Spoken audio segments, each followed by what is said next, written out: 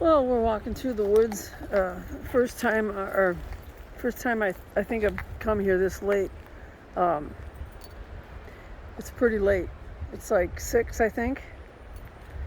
Uh, but I was busy doing some stuff earlier. Freya's feeling a lot better.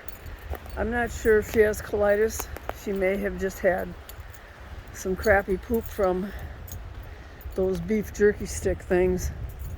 But I made a nice a vet appointment for both of them for a new vet to get all their shots and everything, and to have her poop checked and to get her nails done, both of their fingernails cut.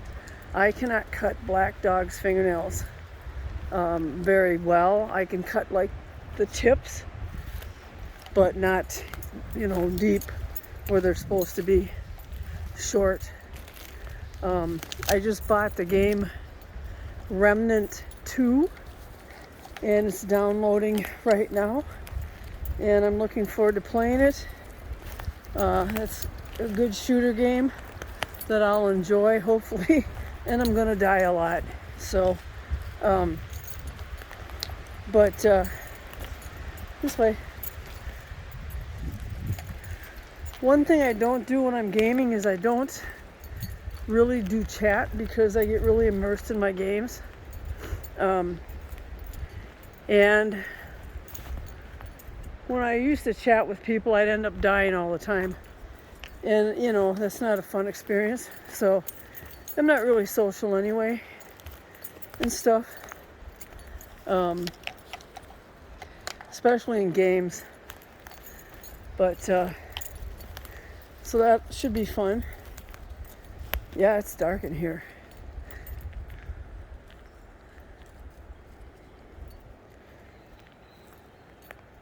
I thought the deer would be around since it's so late, but who knows? I don't know if I have a detached retina or not. I'm actually I'm gonna wait until I get my dogs their vet stuff done. And then I think I might have scratched my eye or something, but now I see some really crappy, floaty, whatever, kind of on the corner of my eye where that little bit of light shows. And it looks like on the right side, if I look way to my right, this must have been going on for a while, because I kept thinking there was something behind me, and it startled me really bad, but it was just my eye thinking floaty that's on the right hand side. So we'll see. It feels like a scratch. I was reading about detached retina, and detached retina has no pain, doesn't cause headaches. This one feels like if you're wearing a contact, it feels like there's grit or something under a contact, and that usually means a scratch on my eye. So, yeah,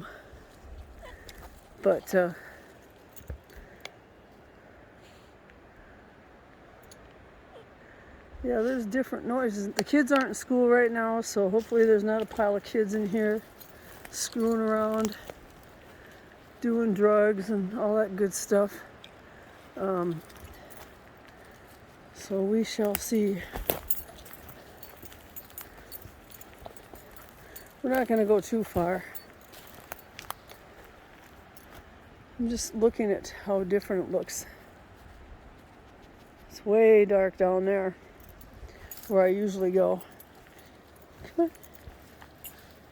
And I did sunburn myself pretty good on the face when I went to the beach that day.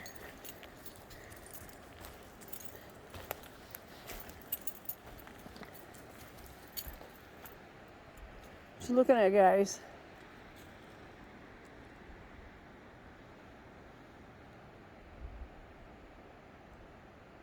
I can't believe it's almost August. Just can't believe it. Oh, I made something delicious. I always used to laugh when people would say, let's eat some tofu. And I always thought, I couldn't have any soy-based products because I'm on levothyroxine for my thyroid, but my doctor said, don't worry about it, you can have soy stuff. So I've been using a lot of soy milk, which I really like the taste of. Like, I make cream of wheat. Yeah, I know that's an old people thing, but I've been eating cream of wheat since I was a little kid. I love that stuff. So I've been making it using soy milk and almond milk and oat milk, which is awesome. Oat milk is great. And so I found this recipe. You buy silken tofu, and it's like 14-ounce container. Oh, don't eat that. And you take 1 tablespoon, I take 1 tablespoon of Hershey's dark chocolate powder. Pray you're all caught up in your leash. Okay. And then, let me see what else. Oh, 1 teaspoon of vanilla. So you got the tofu, the vanilla, and the chocolate. And, gosh, I feel, you can use a quarter, it says a quarter cup of maple syrup. No way am I going to have that much sugar. I use stevia. I've been using stevia for over a decade. I don't use regular sugar. I do have maple syrup, and I do have honey. That once in a while I'll have a teaspoon or tablespoon of honey if I want something sweet. So you take I use a quarter cup of stevia. Actually, not even a quarter cup. It's called stevia in the raw. And I put that in a smoothie container thing. And what I do is I blend it. I use the blend mode, and it makes it like you're basically making a mousse. It's chocolate mousse with tofu. And so I made 2 batches, and I have these really cute little cups I've had for years, these little porcelain cups that you can put pudding and stuff in, and I've never used them. So I made that last night. This is very slippery, guys. And I made it, and it is absolutely delicious. You couldn't tell there's tofu in it in a million years. It's just fabulous.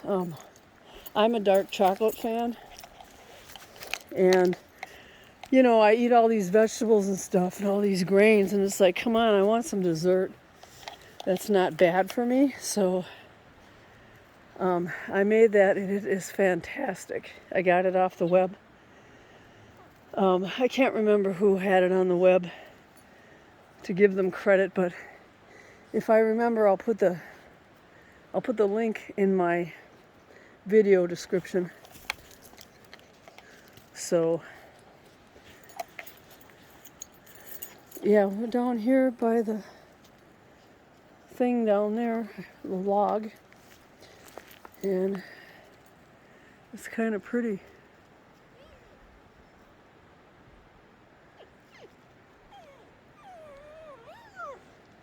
No, we're not going to be going way down there, guys.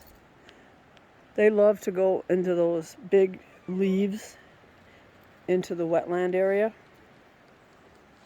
I do too, but we're not going there today. There's a big difference between wildlife that comes around or comes out in the evening than wildlife that comes out during the day.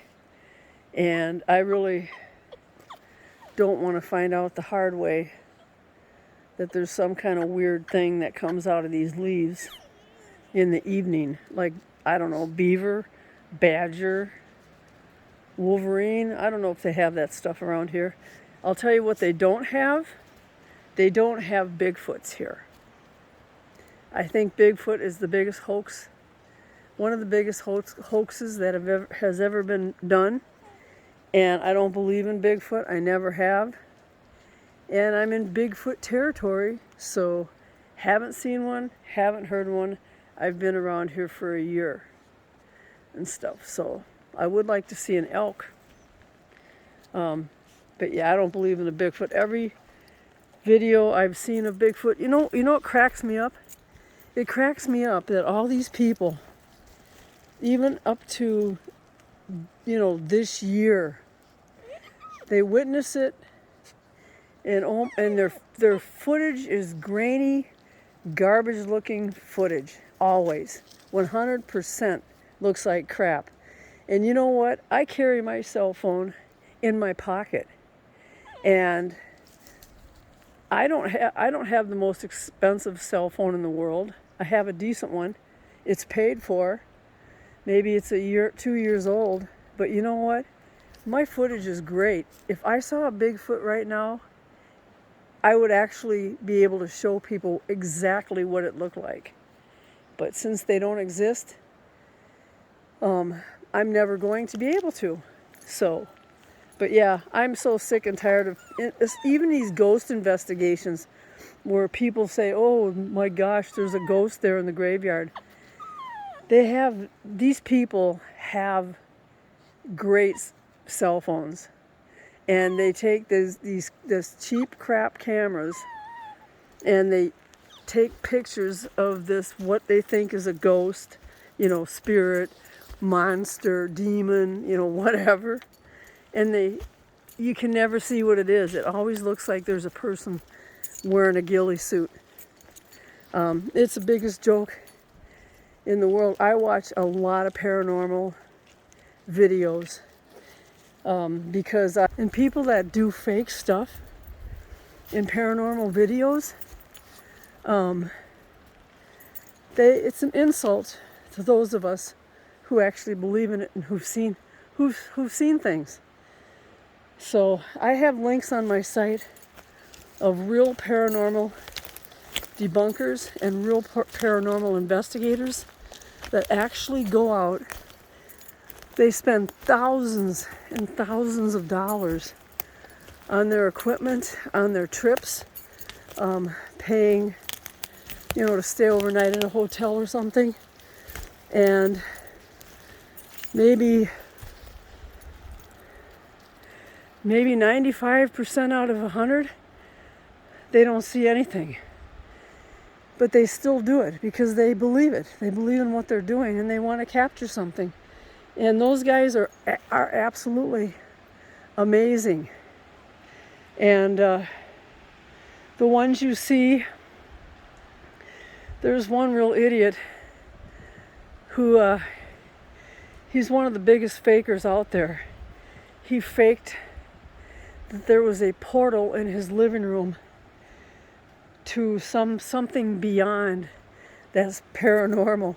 And it's all fake. I mean, you can tell his stuff is totally fake. And they do things in their videos. They do overlays, they do masking. Whenever you see them do a cut, they've done something. And there's a bunch of them out there. There's one guy that actually went to a monastery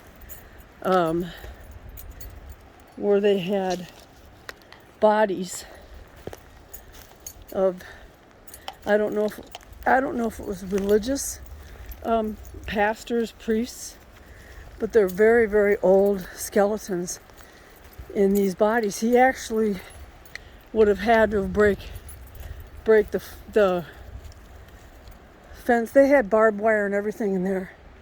And I've seen him where he breaks into a house, and he was sitting there playing with this guy's skull. And that's abuse of a corpse. If he was in the United States, he'd be sitting his ass in prison right now. But this is what these idiots do. And then they sit there and they're ghost hunters, supposedly. But it's really sad. There's a ton of these people out there that are fakers. All their stuff is totally fake because people make money off of YouTube enough to live on. And that's what these guys do. And, you know, there's women too. And so these people that are doing the debunking, these great debunkers who are out there teaching all of us what to spot, you know, when there's something fake in their videos. They're spending tons of money on their equipment and stuff too.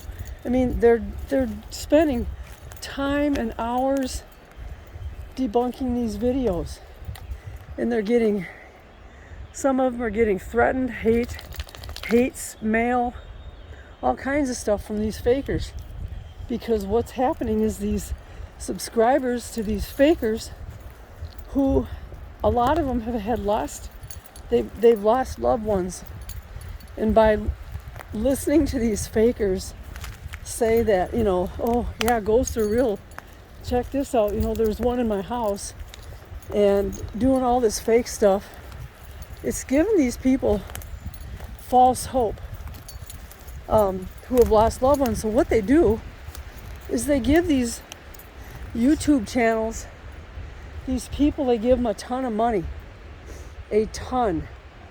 And so these guys can sit there and buy new houses, you know, and have really nice things, while these people who have lost relatives and family, who are grieving,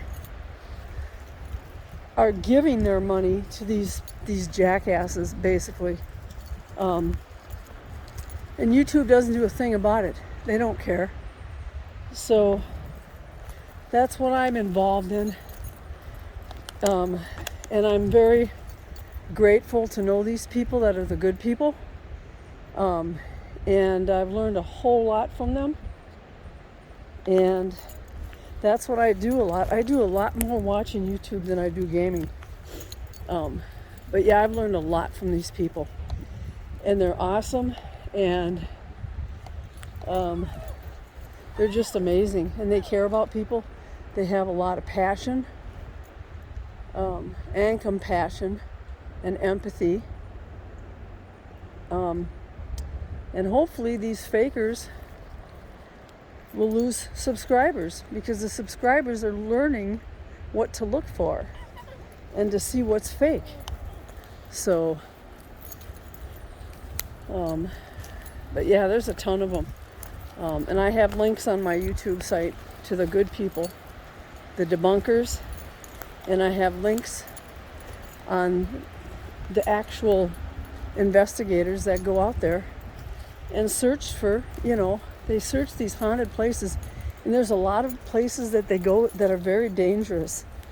It has black mold in it, stairs, you know, breaking, falling downstairs, falling through the ceiling. But these people keep doing it because they believe they're going to find something, and I believe eventually they will. So, but people, you know, I watch them with all of that in mind, and I don't go, oh look, their channels are really boring, because they're not, you know, ghosts aren't popping out at them every 5 seconds. And those are the ones that are real, that are worth my time. So that's my little rant. And we've done our little walk around. I haven't seen any deer, which is too bad, but here's the entrance. So I think we're gonna go before it gets too late. What's really cool is, I think I've drank too much coffee today. What's really cool is, I've never lived on the West Coast before, and the sun doesn't go down until about 9 o'clock at night, which is the weirdest thing I've ever seen. So, this, you know, in the summer, in the fall. So, we're gonna go down here. Hopefully I didn't step in a steaming pile of crap.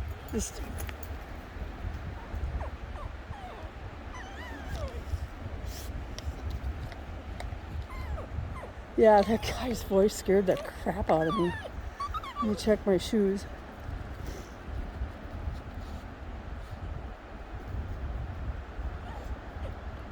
Okay, they're not coming in here. Let's see, let me check my shoes. Well, I'm going to check my shoes, and I hope you have an awesome evening. Sorry for my rambling, but I think I drank too much coffee. I try to drink 3 cups a day, and I think I drank too many too early. So I'm going to play Remnant 2 later on, and I'll stream it, and you can see all my derpiness if you want, and have a real nice evening.